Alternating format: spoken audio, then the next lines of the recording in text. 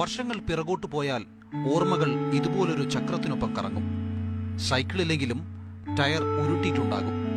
പക്ഷേ ചെറുപ്പകാലത്ത് ഒരു സൈക്കിൾ ടയർ പോലും ഉരുട്ടിയിട്ടില്ലാത്ത ആയിഷയുടെ കയ്യിൽ ഇപ്പോൾ ഒതുങ്ങാത്ത ടയറുകളില്ല.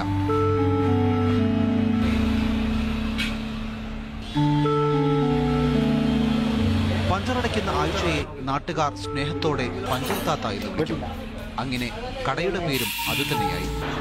17 വർഷമായി പഞ്ചർ താത്ത ഇവിടെയുണ്ട്. സ്നേഹവും വിശ്വാസവുമാണ് താത്ത ടയറുകളിൽ നിറയ്ക്കുന്നത്.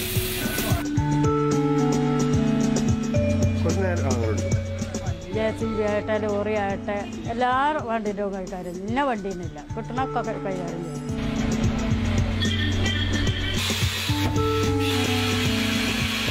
ജീവിതചക്രം പഞ്ചറാകാതെ അതിജീവിച്ച കഥയാണ് ആയിഷയ്ക്ക് പറയാനുള്ളത്. കല്ലും മുള്ളും നിറഞ്ഞ പാതയിലൂടെ നീങ്ങിയിട്ടും ഈ ചക്രത്തിന് പോറലേറ്റില്ല. വീട്ടുകാർക്കൊരു എതിർപ്പുണ്ടായിരുന്നു. എന്താ എടുക്കാൻ പറ്റാത്ത പണിയാണല്ലോ, അങ്ങനെ എങ്ങനെയായിരുന്നു.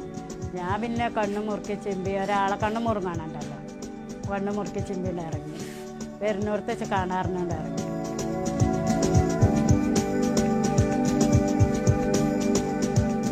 ആദ്യമായി പഞ്ചറൊട്ടിച്ചത് ആയിഷ ഇന്നും ഓർക്കുന്നു.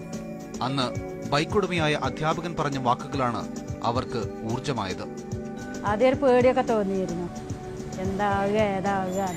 ഏതായാലും ഒരു മനസ്സോടെ ഞാൻ അടച്ചു വിട്ടു. ടയറ് പഞ്ചറടച്ച് കുടുക്കി വിട്ടു.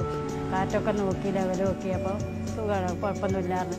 പിറ്റേന്ന് ആ ആള് വന്നു, ഒരു കുഴപ്പമില്ല, ധൈര്യമായിട്ട് എടുത്തോണ്ടിട്ടോ.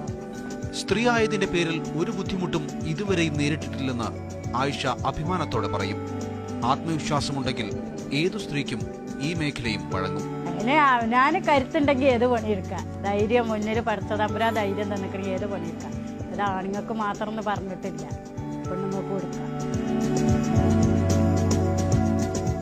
സ്വന്തമായി ഒരു ബൈക്ക് വാങ്ങണമെന്ന ലക്ഷ്യമാണ് ഇനിയുള്ളത്.